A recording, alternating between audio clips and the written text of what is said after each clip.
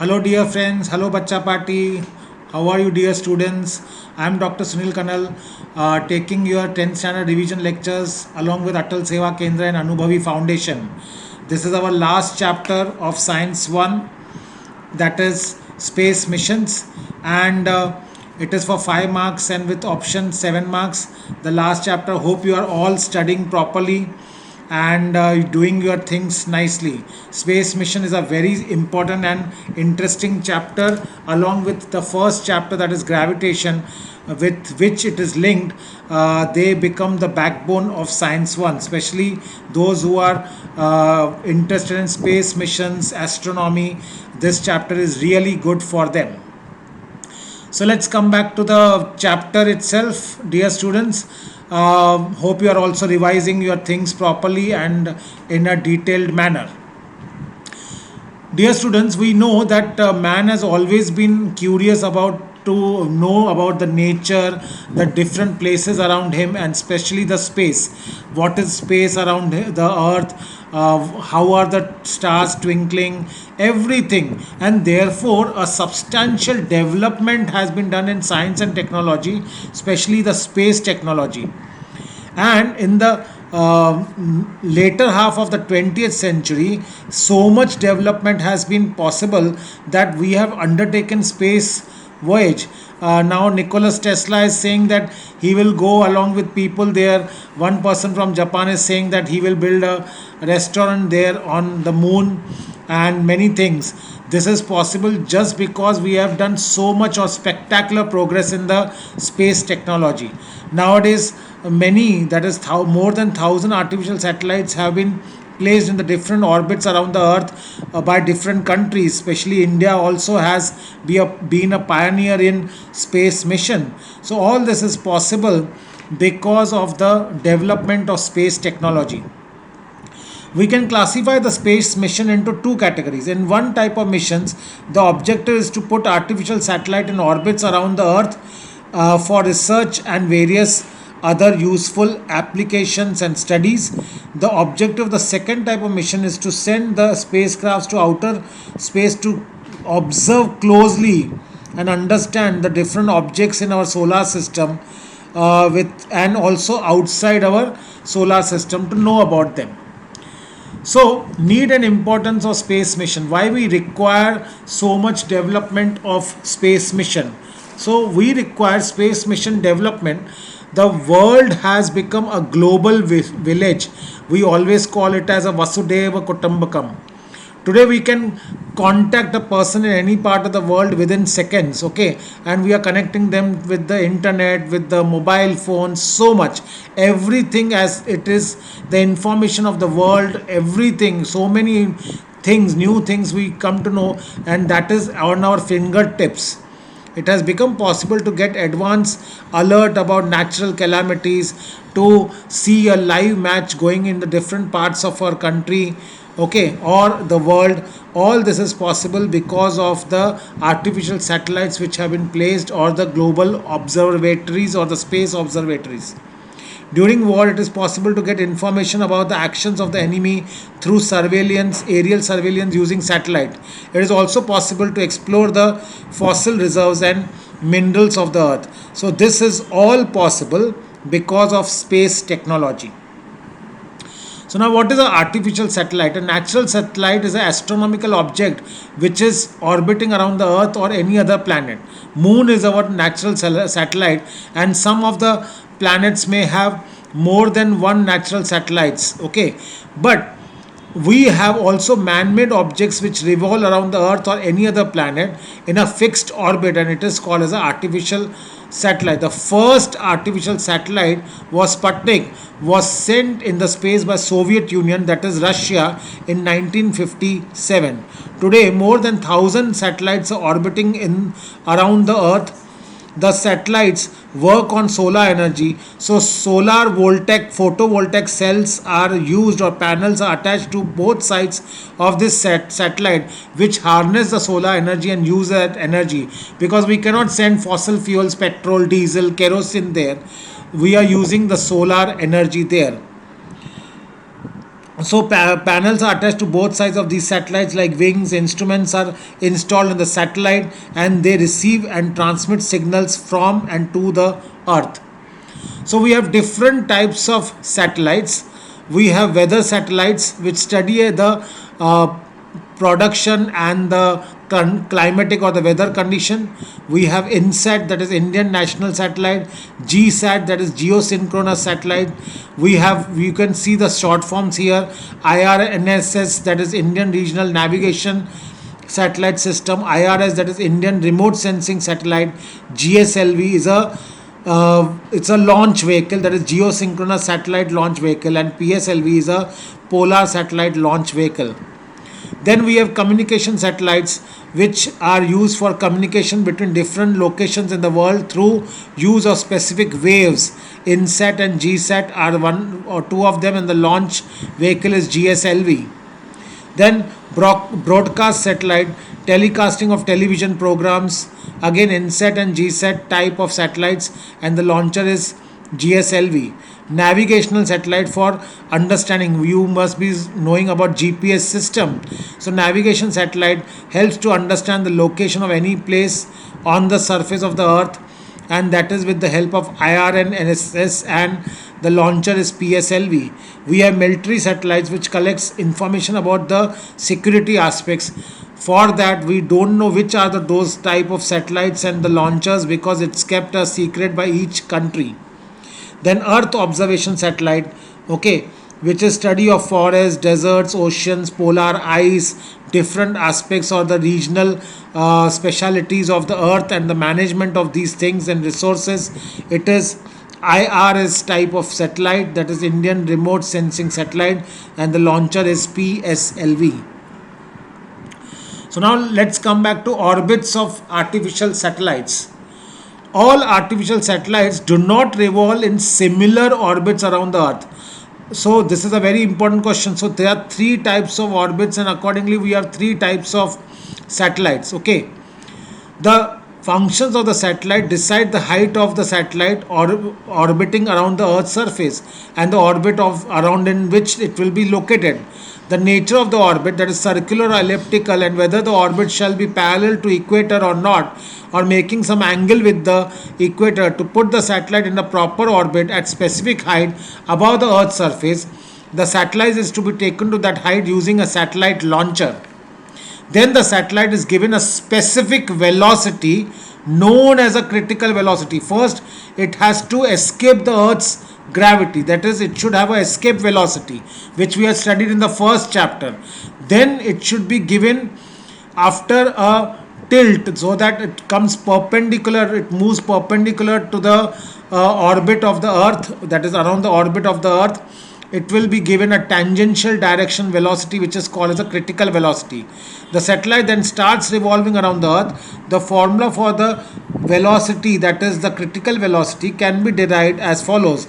If a satellite of mass m is revolving around the earth in an orbit of height h with a speed of vc, that is critical velocity, then according to that chapter of gravitation, a centripetal force mvc square upon r will act on it. Here r is the orbital radius of the satellite from the center of the earth. The centripetal force is provided by the gravity of the earth. Thus centripetal force is equal to gravitational force between the earth and that satellite. So if we put those values, mvc square upon r plus h, that is the total height, radius of the earth plus height of the satellite from the surface of the earth, is equal to gmm upon r plus h square, the whole square. This is according to Newton's law of gravitation. So I can get vc square is equal to gm, where g is a gravitational constant, m is a mass of the earth, small m was a mass of the satellite, upon r plus h. Now this r plus h and one r plus h gets cancelled, so remains this r plus h. M and m cancels, small m. Therefore vc is equal to root of gm upon r plus h, that is square root of gm, that is gravitational constant, that is universal gravitational constant, into mass of the earth upon radius of the earth into height of the satellite above the earth's surface. Thus, you can see that the critical velocity does not depend upon mass of the satellite. Very important give reason. Very important give reason. With this derivation, you can say that it depends upon the universal gravitational constant, mass of the earth or the planet around which it is orbiting, radius of that planet or the earth, and height above the earth's surface. But it does not depend upon that. So now, depending upon how much height it is above the earth's surface, we have different types of orbits. The first is the satellites of the high earth orbit. Height from the earth's surface is greater than 35,780 kilometers. If the height of the satellite orbit above the earth's surface is greater than or equal to 35,780 kilometers, the orbit is called as a HEO, high earth orbit. The satellite revolving in this will take around 24 hours to complete one revolution, and we know that the earth also takes almost 24 hours for one revolution. Thus, the satellite revolving in the high earth orbit is parallel to the equator, and it will take the same time to revolve around the earth as the earth itself. Therefore, it appears to be stationary because it is moving with the speed or the velocity of the earth itself. Therefore, it is also called as geostationary satellite. Geostationary because it appears to be, or geosynchronous satellites because it appears to be stationary though it is moving. So this is very important satellite. It is required for carrying signals like telephone, television. So it is a communication satellite by itself, which are placed in high earth orbit satellites. Now, medium earth orbit height is above 2000 kilometers to 35,780 kilometers. If the height of the satellite orbits above the earth's surface is between 2000 to 35,780, it is called as medium earth orbit, and they are geostationary. They were geosynchronous earlier ones, and these are geostationary. Geostationary can be also placed in the high earth orbits, but generally placed here above the equator. These are therefore not useful for the study of polar regions. For this purpose, elliptical medium earth orbits passing over the polar region are used. These orbits are called polar orbits, in which the satellites complete one revolution in 2 to 24 hours. Some of these satellites revolve in circular orbits at a height of around 20 to 20,200 kilometers above the Earth's surface. Global positioning satellites revolve in such orbits. And the low Earth orbits are between 180 to 2000 kilometers. If the height of the satellite orbit above the Earth's surface is between 180 to 2000 kilometers, the orbits are called low Earth orbits. The satellites used for scientific experiments and atmospheric studies revolve in low Earth orbits. Depending on the height, they complete one revolution in around 90 minutes. International space stations and Hubble telescope also revolve in low Earth orbits. So now coming to satellite launch vehicles. Now you can see this figure, an important figure for you. Satellite launch vehicles are used to place the satellites in their specific orbits.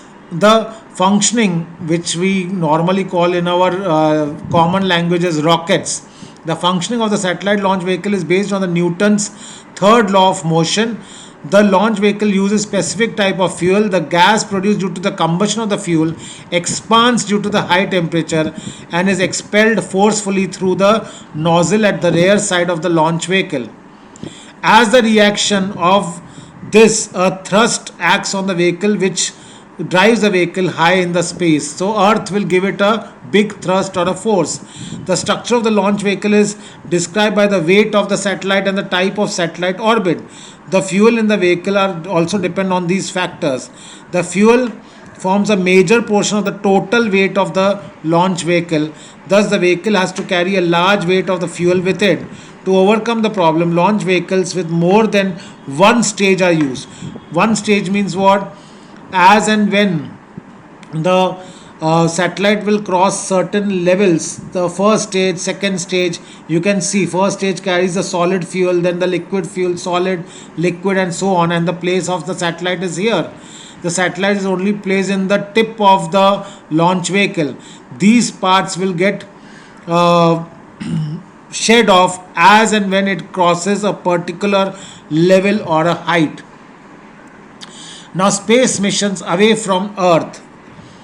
As we know about the Earth, about artificial satellites, we should also know about escape velocity.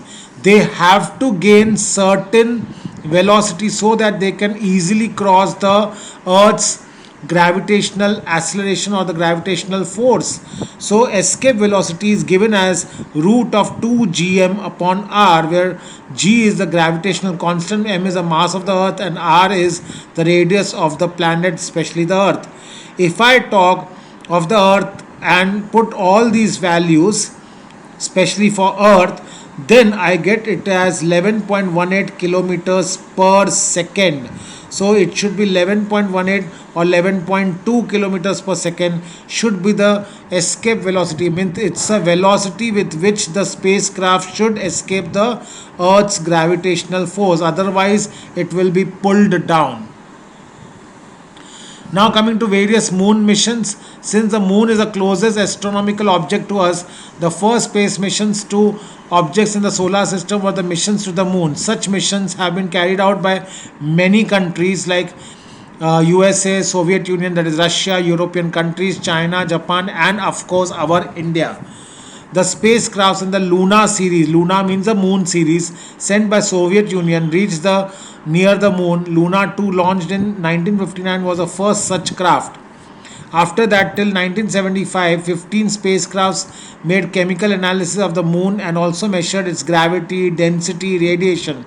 Last four crafts ever even landed on the moon and brought the samples of stones on the moon for analysis in the laboratories. All these missions were unmanned. America also executed moon missions from 62 to 72, 1962 to 1972, and the speciality of these missions were that some of these were manned missions. In July 1969, Neil Armstrong became the first human to step on the moon. In 2008, Indian Space Research Organization ISRO successfully launched Chandrayaan 1 and placed it in the orbit around the moon. It sent useful information to Earth in for about a year. The most important discovery made during that mission of Chandrayaan 1 was the presence of water on the moon surface. India was the first country to discover this, which was a spectacular progress. Then we have, along with moon mission, we have Mars mission. Next to the moon, the astronomical object nearest to the earth is the Mars. Many nations sent spacecrafts to the Mars. Mars mission is difficult and almost half the missions were unsuccessful. However, ISRO's performance in this field also was remarkable, and we should be proud of our country. The spacecraft Mangalyaan, made by ISRO using minimum expenses, was launched in November 2013 and was placed into the orbit around the Mars in September 2014. It obtained very useful information of the surface of the Mars and the atmosphere around it. So, in India and space technology, India has always made a lot of progress in space technology, and Indian Institute of Science, then ISRO, that is Indian Space Research Organization, have done lot of good work. India also made remarkable progress by sending launch. It has a various types of launch vehicles developed by it up to the weight of 2500 kgs, including PSLV and GSLV.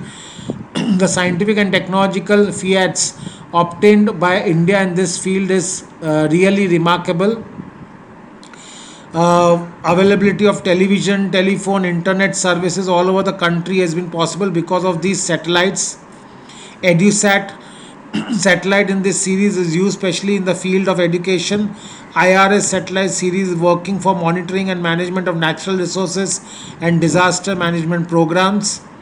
Okay, to exactly locate position any place in the earth's surface in terms of its precise latitude and longitude, the IRNSS satellite series have been established. Now, space debris and management. Though we have been encroaching the space, human activities and other things, but there are also problems associated with our space technology or space missions. In addition to the artificial satellites, some other objects are also revolving around the earth. It includes non-functional satellite parts of the launchers detached from the launching vehicles, debris generated due to collision of satellite with other satellites or many other objects. According to estimate made in 2016, there are about 2 crore pieces of length more than 1 centimeter revolving around the earth. All this is nothing but the debris in the space. Means there also we are finding debris. These debris can be harmful to the artificial satellites. It can collide with these satellites or spacecrafts and damage them. These debris are increasing day by day. Soon it will be difficult to launch new spacecrafts. It is therefore very essential to manage the debris. Some studies and experiments are being done with this in view, and we are trying to find out the things. So that was something about the space mission chapter, dear students. So let's come back to questions on that. Why are geostationary satellites not useful for studies of polar regions? Give reason. Satellites revolving around the earth with the time period same as that of the rotation of the earth are called geostationary satellites. These satellites revolve in orbits parallel to the equator of the earth at the height of around 35,780 kilometers from the surface of the earth. As the orbits of such satellites are always above the equator, these satellites are not useful for the studies of polar region. For polar regions, we require low earth orbital satellites. Why is it beneficial to use satellite launch vehicles made up of more than one stage? Now, why it is required? This is a very important question by itself. Fuel is in the launch pad vehicle forms a major part of the total weight of the launch vehicle. Thus, the vehicle has to carry large amount of weight in the form of fuel. For the launch vehicles with more than one stage, the fuel in the first stage is used to give the initial thrust. After that, the fuel is exhausted. The empty fuel tank gets detached from the main body of the vehicle. Thus, it goes on reducing the weight of the vehicle step by step. Therefore, multi-stage satellite vehicles are used nowadays. So, dear students, this completes the space mission and also our revision series. I hope you will do very nicely. Thank you very much.